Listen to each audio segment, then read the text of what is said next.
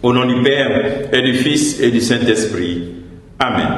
Saint-Esprit, enflamme-nous de ta lumière, emplis nos cœurs de ton amour, affermis toujours de ta force la faiblesse de notre corps. Ô Seigneur, envoie ton esprit et tout sera créé, et tu renouvelleras la face de la terre.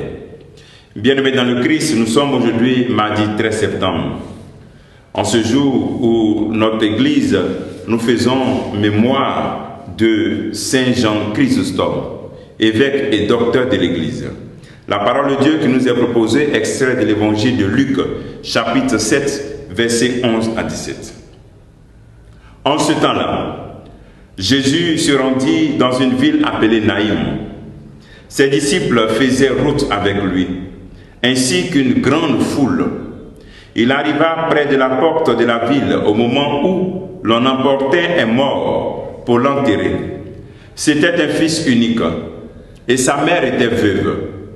Une foule importante de la ville accompagnait cette femme. Voyant celle-ci, le Seigneur fut saisi de compassion pour elle et lui dit, « Ne pleure pas. » Il s'approcha et toucha le cercueil. Les porteurs s'arrêtèrent et Jésus dit, « Jeune homme, je te l'ordonne, lève-toi. » Alors le mort se redressa et se mit à parler. Et Jésus le rendit à sa mère. La crainte s'empara de tous et il rendait gloire à Dieu en disant, un grand prophète s'est levé parmi nous et Dieu a visité son peuple. Et cette parole de Jésus se répandit dans la Judée entière et dans toute la région. Acclamons la parole de Dieu, louange à toi Seigneur Jésus. Luc nous présente ce passage de cette veuve qui va enterrer son fils unique. Et voici que Jésus voit cette douleur de cette veuve. Il est rempli de compassion comme il est rempli aussi de la situation douloureuse que tu traverses. Et sa compassion est grande. Il voit aussi tes pleurs. Et à toi aussi il te dit ne pleure pas. Et il voit tes besoins matériels. Il s'identifie même à ta douleur, puisqu'il est mort sur la croix pour toi. Jésus-Christ constate aussi cette foule importante qui accompagne cette veuve, cette solidarité. Cela attire quand même mon attention. C'est sûr que cette veuve était charitable. Deuxième élément que nous pouvons tirer de cet évangile, c'est est-ce que tu es charitable? Comment seront tes funérailles?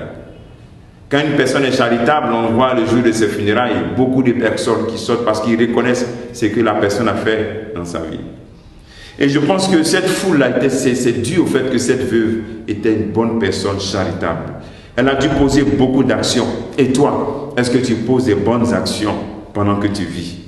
Comment seront tes funérailles? Es-tu charitable? Est-ce que tu poses de bonnes actions autour de toi?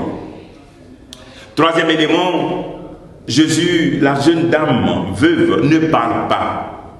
Elle pleure. Jésus voit. Rempli de compassion, il s'approche et il lui redonne son fils en disant, « Jeune homme, je te l'ordonne, lève-toi. » Le Seigneur voit nos douleurs. Dieu n'est pas absent face à nos douleurs. Et à nous aussi, il s'approche. Et il touche le cercueil de ces situations de mort de ta vie. Laisse Jésus toucher ces situations.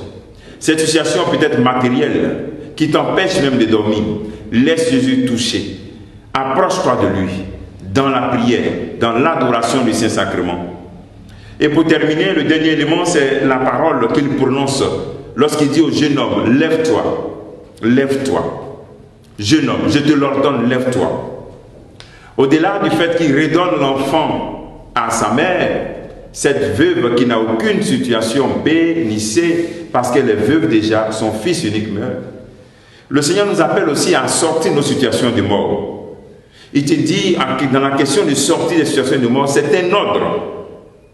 Cette situation qui te fait coucher.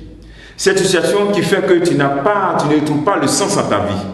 Le Seigneur te dit en ce jour, je te l'ordonne, lève-toi, sors de la drogue, sors de l'adultère, sors de la fornication, sors du vol.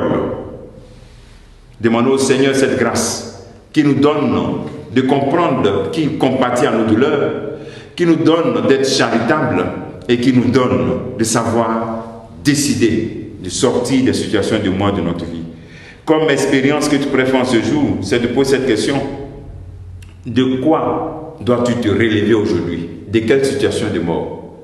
Que le Seigneur te bénisse, qu'il nous bénisse tous en ce jour, au nom du Père, du Fils et du Saint-Esprit.